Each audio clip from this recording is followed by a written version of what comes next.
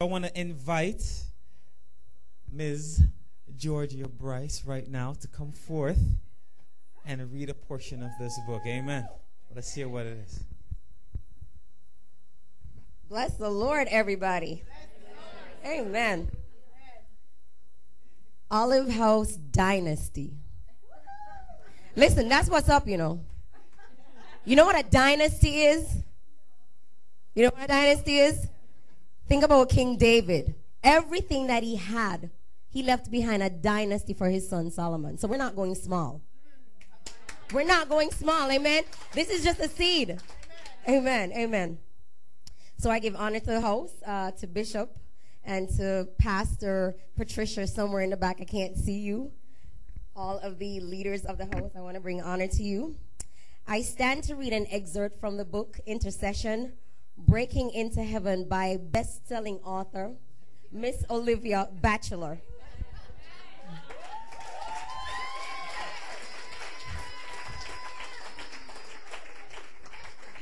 And I'm reading from chapter 1. What is intercession? Intercession is an act of intervening on behalf of another, also to plead with God for your needs and the needs of others. Basically, it is a man or woman called by God to speak to God on behalf of men and speak to men on behalf of God. For instance, our court system for where a defendant or accused is brought before a judge is represented by his lawyer. You can look at intercession in the same way, with the intercessor being a kind of mediator.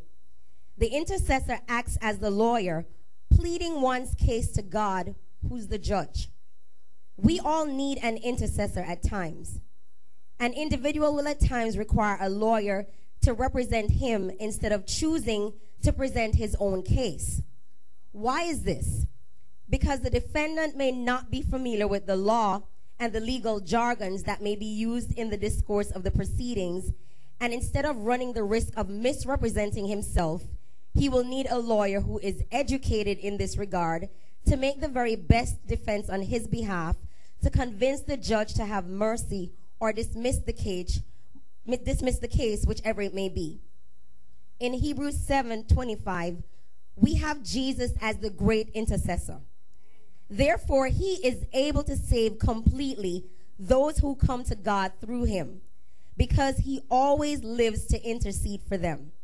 He is seated at the Father's right hand and continues to intercede for us. He is our example. Jesus prayed about everything. Bible scholars and researchers state that there are over 2,000 instances of Jesus interceding recorded in the Bible. We find that God is looking for a woman or a man to stand on behalf of the nation so he would not destroy it. And that's just a portion from Olivia's book. And I just wanted to briefly add this.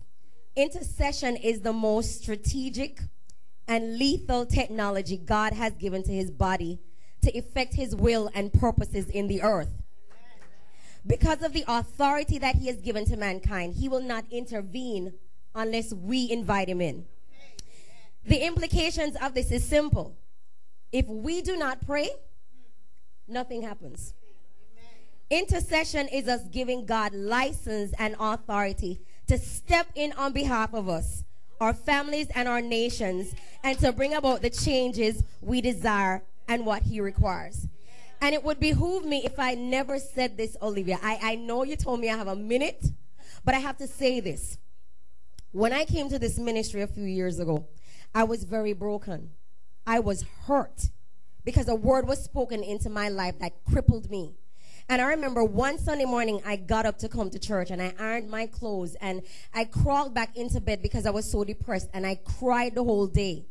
And I decided I was going to come to service that evening. And as I came out of my car in the parking lot, Olivia met me at the doorway, and she said to me, "You've been on my mind. I received a word from the Lord for you this week as I was in intercession, and I want to pray for you." And we came into the building, and I took her back outside, and I said to her, "You have to do it now." And I collapsed right in your arms. You remember that day? And she went into my car with me, and she prayed over my life that day. And let me tell you something. I don't know what she did, But whatever it was, the Spirit of God broke that thing off of my life. Amen. And I'm standing here because of Olivia. All the things that God has allowed to progress in my life since that time, it's because you were obedient to the Spirit of God. Intercession is powerful. And so this evening, I want to give honor to you for your obedience to the Spirit of God. And even though He gave you the vision and you didn't know how it was going to happen because of your limitations, like you said, He had already strategically put the people in place to facilitate the vision for your life. Amen. And so Olivia has discovered her purpose and her position. And it is my distinct pleasure to congratulate you on solidifying your legacy.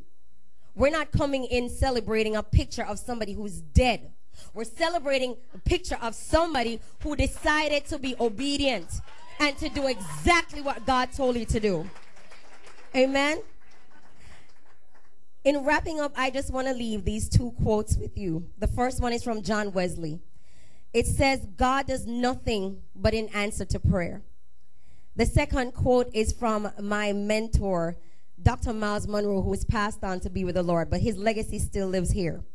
He said, heaven is depending on you, and earth needs you to stand in the gap. For without you, heaven will not, and without heaven, earth cannot. God bless you.